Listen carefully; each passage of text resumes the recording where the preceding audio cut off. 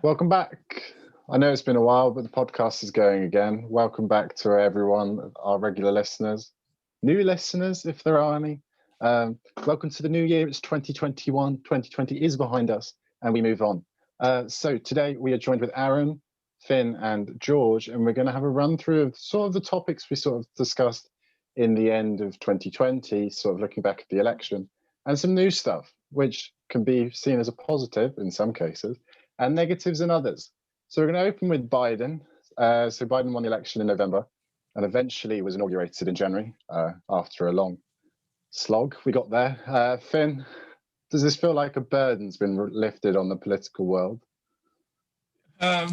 Yes, you're putting it lightly. Yeah, I would say that in terms of what Biden's going to bring to the office, in terms of what he's going to restore to the nation, to public diplomacy, to foreign relations, friendships across the world. I would say that it's definitely it's calmer. It will definitely be a calmer presidency, and hopefully it will bring with it some kind of unification to the very divided, polarized, and fragile American democracy, if you could call it that. And then discuss. I forgot to even mention the Capitol Hill protests as well, in terms of what the significance of that towards the end of the Trump era, a few days prior to Biden's inauguration. I think that kind of was the peak of Trump's presidency, and showed the devastation that his only 4 years, what he actually brought to the role, to the status, to the job. And so hopefully Biden, and you heard it in his inaugural address, you see it in terms of the people that he's appointed to his cabinet, etc., and how he is in terms of passing executive orders, trying to undo some of or most of what Trump has done, and hopefully it will be a more peaceful, happier, and less divided next few years. Yeah, what do you think, Aaron? What do you think is ahead for the next few years? Well, I think that first of all, that for 100%, that Trump's kind of ideas aren't going away. I mean, polls are already indicating that a third of Republicans would vote for a Patriot Party if Trump set it up. I think that's the idea that we're just going to move on now that Trump's on is a fantasy, because what we're seeing already is we saw that the minority leader for the Republicans went and met with Trump in Florida to discuss about support and making sure that he doesn't create a new party. Because, I mean, the Republicans know that if Trump creates a party, the Democrats are going to easily win the election in 2024, because this can be a split vote. So they're keen to try to keep him either on side, just generally, I guess, more involved than anyone would probably like it to be. I mean, for me, I think that what really needs to happen for the Republicans is they need to rally behind a single individual. For me, I think Rand Paul, the senator for Kentucky, who ran in 2016, I think he's already trying to put himself in a position for that. I think similarly, Cheney as well could be putting herself in a position where the Republicans may view her in a positive light and rally behind her, as well, because she's probably going to appeal to many independents. But I think that the philosophy of Trump's special foreign policy, being American first, in no way is going to be eliminated. I mean, Trump himself, during his tenure, though he, was someone who wasn't afraid to use attacks, was someone who did a lot more diplomacy, I think, than most people expected, especially his deals with the Middle East being a highlight, and the fact that he met Kim Jong-un, being the first American president to actually meet with the North Korean dictators. I think that those are fantastic strides, and I do hope that Biden continues with that. However, with what he's talking about regarding Syria, I fear that he's going to go back to the Obama-style foreign policy, which was extraordinarily controversial and many people argued criminal. So what?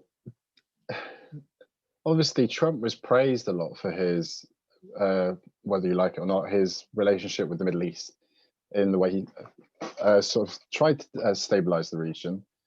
Do you think that Biden could actually destabilize it in a negative way after the announcement of yesterday about the troops being taken out of Yemen? Well, I think first of all, That's open, sweet of you. I think that people may interpret what I've just said as being Trump supporting. I think that it's important to criticize him when he does something badly and praise him when he does something well. And Trump's Middle Eastern policy, he created more unity within the region, especially between Israel and a lot of Arab Middle Eastern countries, which I think can be seen as a positive. I think that the announcement to take troops out of Yemen, I think, is a very interesting one. I think what I really want is ideally I'd want a lot less troops generally in the Middle East, this being with Britain and America. And but I do think that what Biden is likely to do is he's going to try to exert more influence and try to bring the Middle East greater within the region, and America greater within the region, and so that could mean more troops or more force. There's arguments between what's more useful, hard power, soft power. I think that if he continues with the Obama administration policy, it's going to be a lot more hard power. Might I jump in quickly? Yeah, go for it, George. Just referring to Trump and the Middle East, I wouldn't say it was completely lined with successes. You have to remember, of course, with his reference to Turkey and northern Syria, just over a phone call, you allowed basically Turkish troops to start invading and seizing land of northern Syria. So, I mean, he had his successes, sure, but this pullout wasn't necessarily the most diplomatic or professional pullout one the Americans could have done of the Middle East. I mean, Turkey is already rising as a local power at the very least, and he hasn't. I understand that as they're a NATO ally, but they're not necessarily one we would wish to dominate the Middle East. Well, maybe he does. He did that phone call, but there are definitely more tactful ways to handle everything. Of course, he has his successes. I'm not saying he doesn't, but just one of a few hiccups, let's say, or quite large hiccups. Of course, when he withdrew troops in that region, like this. And remember, it wasn't that many troops at all. This isn't like a full division he's talking about here. This is basically observers. I'm trying to remember now. I think it was below 100 or so, maybe a few hundred. But only they weren't there to suppress anyone. If a 10,000 man division of Syrians attacked, they couldn't hold positions. They were there more as to wave the flag and be like, oh, we're here to oversee things. And that's of course why Turkey didn't want to march in, because they didn't want to have one by accident missile strikes and hit an American position, because then, well, Turkey's definitely buggered. So they were more there just to wave the flag and be like, well, you know what, you might have the opportunity to march in and claim lands here, but you can't because, well, we're here with the American flag. And of course his position of get everyone out, he had a very small group there, and he decided to take the win, and then of course he just gave up to the Turkish. Sorry about that. But yeah, maybe please just go on. That was just my little 2 cents. Yeah, it's interesting, isn't it? Speaking of destabilized democracies, I think Russia is probably a good way to move from here. Obviously, an influence in the Middle East as well. Finn, would you like to give us a quick rundown on what indeed has been happening? Yeah, so it was a very good point. I was about to chip in and talk about how Biden has, in terms of how he's been, in terms of taking a tougher stance on these aggressive nations such as China, Russia, from the first few weeks in office. He's already said that he's taking a hard stance on Moscow, and he's actually had a call with Putin already, and that was only a few days prior to Alexei Navalny, who is the politician who has been in the news recently, and in terms of what that's done, in terms of large protests throughout the country, clashes between police, demonstrators, many who have been imprisoned for peaceful protests, as well as and then the treatment from the police forces, etc. There, so it is very, very contentious. And then with Putin being in power for over 20 years, and the regime that he runs, very strict, very oppressive, many would argue, and the power that he operates is represented in the imprisonment of Alexei Navalny, who is arguably Putin's largest opposition, and Navalny having recovered and survived from a Novichok poisoning only 6 months ago, so maybe slightly over that, And then you saw the same attack in Salisbury, which had strong links to Russia on UK soil. And Navalny was again poisoned with the same nerve agent, Novichok, and he has claimed that was directly as a result of Putin. He's constantly spoke out against Putin and the regime that he runs. Most recently in the news, he's released pictures, videos, footage of Putin's grand house, this place in northern Russia, which is millions and millions of pounds. I think it was 120 million pounds to build, and it's the size of a small country kind of thing, and it's basically full of luxurious things, and the money that's been spent on that should be spent elsewhere, arguably, and Navalny's kind of exposed that. So as a result of that, you see him now taken to court, etc., and there's battles in that. So yeah, it's not looking good for Russia or Putin. A lot of Russians are saying that it's his moment of weakness, and it's very obvious to the outsider what's going on. Even if there is cause to, because there is cause for Navalny in terms of what he did, and he broke bail, etc., which is why he's now gone back in and been sentenced. I think it was 2.5 years he's been sentenced, having served 6 months house arrest or something like that. So yeah, it's not good, the threatening of opposition, and in terms of democracy, yeah, one of the largest powers in the world. It doesn't set a very good example. I don't know what anyone else has to say on the issue, but there's a lot to be said. Yeah, you have to admire his courage, flying from Germany and with his wife and just landing and going, yeah, I'm back. Tackle it, see what you can do. Yeah, Aaron, what are your thoughts on this? Well, I mean, it's incredibly reprehensible of Putin and the Russian regime. I mean, there's no other way to say it. I mean, the first of all, the fact that they tried to effectively take him out because they were fearful of him as a political figure, I think is very emblematic of the Putin regime and generally how things in Russia have gone. It's very unfortunate that it's like that. I think that it comes back to their time during the Soviet Union with various leaders in there, and the way that they just eliminated political opposition. And I think that what needs to be done is very difficult when it's done, because you want to stand for your values if you're someone in the West, what we'll call the Western Hemisphere or the political West. But at the same time, you don't want to start World War III or a nuclear war. So the question going forward is, and this is the difficult question, is what do you do if you're Joe Biden, if you're Boris Johnson, if you're Angela Merkel, if you're Macron? And I think that I think that what this shows is that putting economic sanctions on countries doesn't really stop them from doing what they want to do, because that's kind of been the methodology in terms of trying to hinder countries, but also at the same time not go too drastically.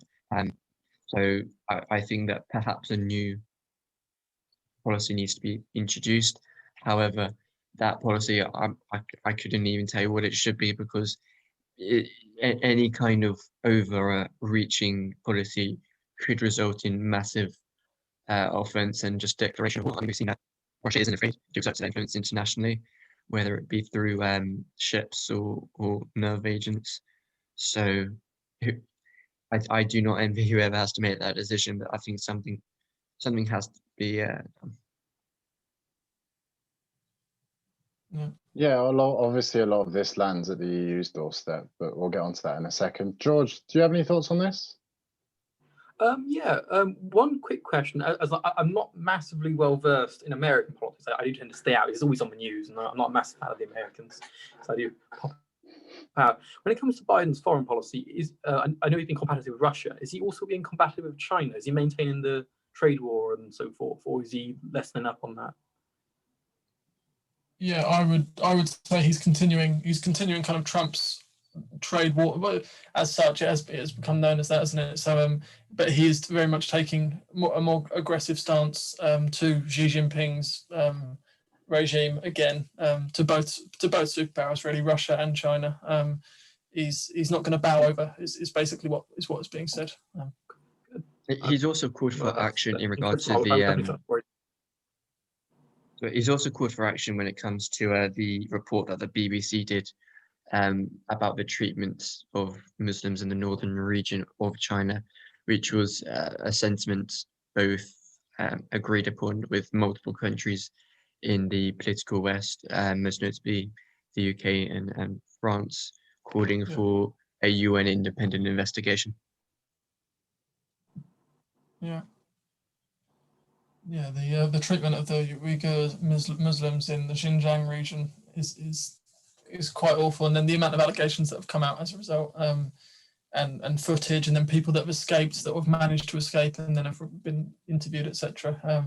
So yeah, I definitely think that, well, Aaron said, there's an international call for a crackdown on China. Sorry, if I may, but this has happened basically throughout the modern People's Republic of China's history, at the very least. For example, it was only so many years ago that this exact same crisis happened about the Tibetans and the oppression of them. And it's, the Dalai Lama is still not allowed back into Tibet under such rule, and the people in Tibet and their religion is suppressed. Christians in China are being suppressed. This has been going on for ages. And I imagine this is going to be one of the other bits where everyone gets all very... Another reason to despise the Chinese, but I imagine it wouldn't come to any new, because it hasn't happened before to them.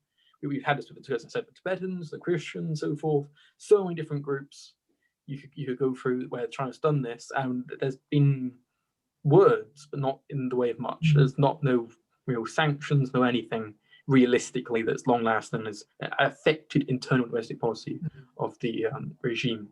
So I imagine this is probably going to be the same when it comes to this, and everyone's going to call for this, and just as they did with Tibet, just as they did with the Christian persecutions and so forth. Yeah, and it may not be nihilistic, but yeah, no, I would argue increasingly so as well, in terms of where China and how they've progressed as a society, in terms of their expansionist policy with the Belt and Road Initiative, etc., and then countries in Southeast Asia, etc., basically being controlled or as proxies of China now. And in terms of how much power they have, I would argue, they're powerless in the situation, and then trying to condemn the actions of China in their own country in the Xinjiang region. As you say, George, a lot of words will be said and a lot of media attention will obviously come. However, what actions speak a lot louder than words, don't they? So yeah, it will be. Well, I don't see it being resolved as such in the next few weeks. And definitely, this also happens with, of course, the Indian border and the very aggressive use of construction of dams, damming off the various water sources heading into India and so forth. Very aggressive question. I think it's over 100 dams being created in the Tibetan regions and so forth, attempting to carve off various different sources of water for northern India. And of course, if that raises up again, as there was, of course, minor border conflicts. So I mean, China's been awfully bellicose, and of course it has to be when it comes to population pressures. It has a very large population that is getting very old, and there's fewer young people to support that higher population. Despite their vast population, they do have the same pressures as the West. After all, they're very much like Russia, have the same population pressures in the sense of, during communism, it's a perfect system for lowering birth rates while maintaining the poverty rate. So you have a very poor, very slowly growing population in most post-communist or currently communist states. So unlike the West, where you have lowering down and slowly the increase of wealth in certain populations, China doesn't. Of course, now it's gaining that increased wealth and growing middle class, because it's realizing, we want our families to have more children. We will pay you and subsidize you to have more children, to reverse the whole one-child policy and so forth, because the population pressures. They have to be very aggressive now, while they have a very large and motivated young population.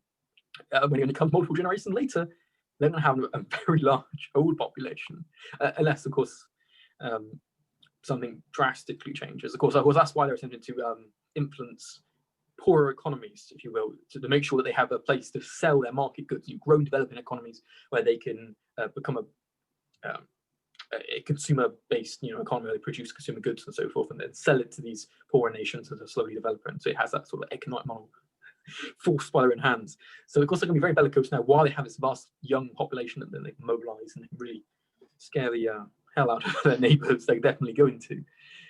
But yeah, so I went on a little one about geopolitics there, but sorry, go on.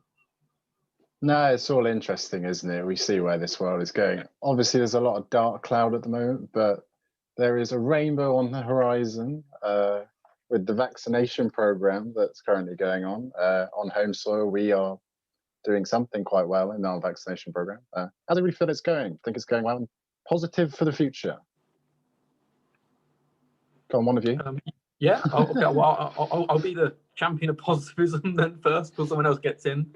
Yeah, no, I think, of course, we've failed in many aspects when it comes to the virus, but vaccine production has been one where we've done rather well. I will sort of talk for ages. I'll let someone else pop in and be positive. Well, I'd agree. Oh, sorry, Aaron. No. I'll go first. Yeah, no, I completely agree. With other areas of the pandemic, we've definitely been slower to react to. However, I think I read an article that Matt Hancock said this week, and he's compared it. He's watched the film Contagion. I don't know if any of you have seen the Netflix film Contagion, and he said that he's modelled his policy or approach to the sourcing of the vaccinations based on that, because he recognised early that there would be an international call for the vaccine, and there'd be almost a vaccine war, as it's been put. And a vaccine nationalism, etc., and then the whole controversies over the EU, who have largely failed in their responsibilities, which is ironic in itself, because they've tried to approach it as a unified organisation almost, but the bureaucracy of that has meant that it's slowed down vaccine and the sourcing of it even more so, meaning that the UK we've come out all right, and we're looking in a half decent position. George, yeah, if you want to say something. So I was saying, because you literally just said about the universal approach. So what's your opinion on, I don't know if you heard about Germany's, that they put in their own independent order from I think it's like 4 different corporations that produce it. In the case of millions of vaccinations, they then placed this order after the EU one, where they were supposed to have a unified front, and then Germany popped in and went, well, after you handle that, we'll get to us first. Yeah, sorry, I just heard you say that. Yeah, I think the finance minister called it a shit show or something. They ordered their own individual ones, didn't they? Aaron, you were going to say something earlier. Do you want to? Yeah, I mean, it is quite ironic that after we leave the EU, we immediately reap the benefits of not being involved with their vaccine program, which has been quite honestly shambolic, and the fact that they were almost ordering us to give them vaccines because we took the initiative and decided we are going to order the vaccine 3 months in advance, whereas they didn't. I think is honestly ludicrous, because it's obviously now we're an independent state in terms of sovereignty, and so it's important that obviously we ensure that we vaccine as many people as possible, so we can move on to getting our economic growth back, and we can go back to a sense of normality. I mean, I saw on the BBC that someone within the Bank of England said that the quicker we get the vaccine, the quicker economic recovery is going to go. And I mean, due to various state spending due to the virus, we've had a massive downturn in terms of economic growth being not very great. But if we're able to get this done quicker, then everyone else will have a lot of time to kind of recover. I think that the international calls from WHO and then the EU for us to share our vaccine program, I don't really subscribe to that. I think what we should do is, I mean, it's in the contract as well, so it's not like we actually can, but it's within the contract that we deal with our population first, and then we share it with everyone else. Yeah, speaking of sharing it with everyone else, I think it's quite important to talk about potentially helping Ireland here. Obviously, we've had some issues with Northern Ireland in the sense of the issue with the border and that absolutely outrageous thing that the EU did. Do you think it is in our interest to vaccinate the Republic of Ireland? Yes, I think it's our best interest to vaccine the people here first, and then share it with the Republic of Ireland. Oh, obviously, yeah. That's what my point is. Yeah. But that there is an open border between Ireland and Northern Ireland, due to the Good Friday Agreement, and so it's imperative that we do that. Yeah, I think it's in our interest. I think because obviously a lot of the trade relies on people from the island of Ireland just moving freely about the island. So I think it's definitely in our interest long term to sort Yeah. that out. It's only I think it works out at 5 million doses, I think, is what we need to give. And considering we've given 10 million doses to people already, and we've only really been going 6 weeks, I think that's more than within our means. George, do you want to comment? Oh yeah, no, I'll say if we just skip over the economic argument, I'll say that for the health of the population of Ulster, at the very least, it's definitely reliant on those. Because of course, if we can't vaccinate the entirety of Ulster and then expect its health to be maintained in reference to the entirety of Ireland, if they are not also guaranteed, access to our virus, not our virus, our vaccine. That's a completely different way. That's the Chinese approach. So definitely, I also agree with you, but also upon the health issue is that it's going to be very hard to maintain our own, health security, I guess you could phrase it, in Ulster. But when it comes to migration, so it's definitely something that we're going to do after getting ourselves done. It should definitely be the first one in our mind at the very least to get to. So I definitely mirror both your perspectives. Yeah, I think it's interesting, all of that. And then in terms of look at the relationship that we have with the European Union at the moment, and what we've done over the past the past 5 years or however long we've kind of Brexit's kind of continued and then culminated in the past few weeks.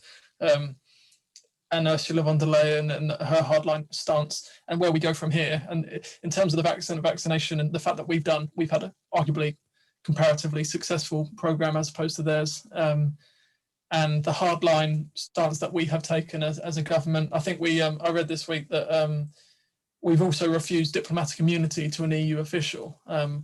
And normally EU officials get given the same treatment as nation states, and they get diplomatic immunity to over 194 countries, and that's just assumed. But we've decided in the past few weeks, Dominic Raab said that this lady does not get diplomatic immunity, and I'm just worried about where this leads us going on in terms of relationship with the EU.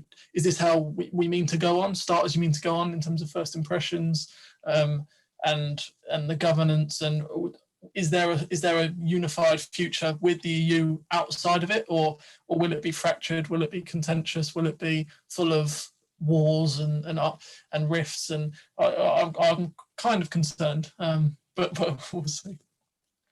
If I may, sorry. Did you want to say something? No, it's you to go. Yeah. When it goes to the relationship and of course the diplomatic community, I would say that of course it is definitely easy to say that when it comes to the situation, we've been rather hard on the EU, we aren't giving our viruses out, and we aren't giving special treatment to their diplomats and so forth because they're not a nation state, and all that jazz. However, you've also got to remember we are being hit very hard by the virus in reference to other states. You've also got the death rate's awfully high, and the death count is awfully high, and so forth. So I understand why, even if you were the most kindest person to the EU, the most cooperative person on earth to the EU, then why you would still wish to maintain viruses here because of how badly we've been hit by the virus, just out of a healthcare course. Of course, if I were to use my own bias for saying, I would say that, of course, the EU hasn't been particularly nice to us either. Their idea originally was the idea that they would get the vaccine first. Of course, they haven't, and now they're on the back that they assume that they'll never have to order it from us, that we'll be ordering from them, if anything. But now, because it's changed around, they're going, well, aren't we the victim? It's like, well, how would you have treated us the other way around? You've been punitive against us this entire way, but now we're supposed to believe that this one very issue, you were going to be nice to us. You haven't been nice to us about everything else. So why now are you going to start being nice to us, or at the very least be hospitable towards us in the sense that we have to concede something to them. So niceness is normally something where you don't do something without a reward on the other hand. Of course, in this sense, they always want something.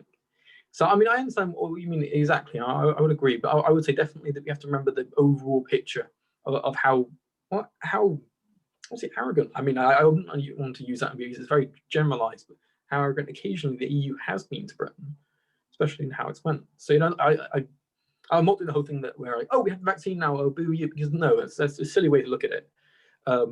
But one thing I do want to say that it's nice to remember that it's a back and forth. No one's necessarily a victim here. It's two independent state actors acting dynamically.